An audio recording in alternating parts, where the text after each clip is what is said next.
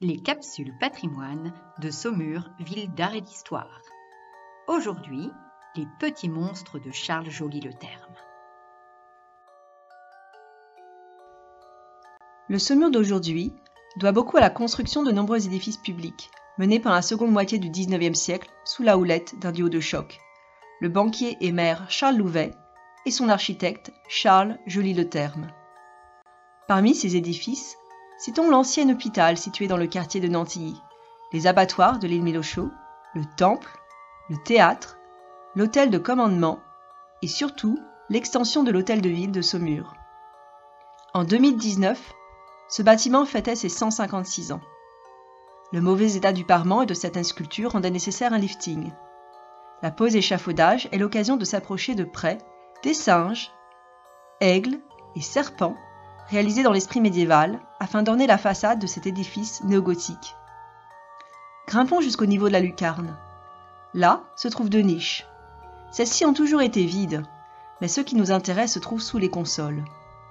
Deux dragonnets peu farouches se laissent approcher. Celui de gauche, aux ailes de chauve-souris, exprime toute son agressivité, en mordant l'échine d'un canidé décharné. Bien plus calme est son congénère aux ailes recouvertes de plumes. Son corps annelé trahit son appartenance à la jante reptilienne. Rien d'étonnant à cela. Grâce aux bestiaires médiévaux, nous savons qu'un serpent vivant très longtemps peut se transformer en dragon. Les dragons s'apparentent au plus dangereux des serpents, Satan.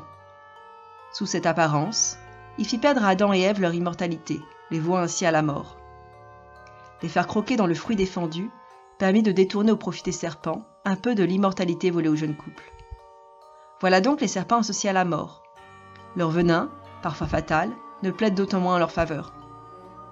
Cependant, ils sont aussi symboles de fertilité, de par leur forme suggestive.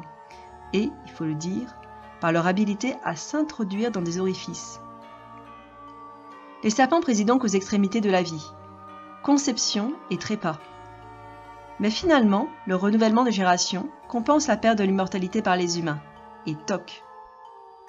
Le cycle de la vie, une spirale, un cercle, n'est-ce pas la forme prise par ce petit dragon ?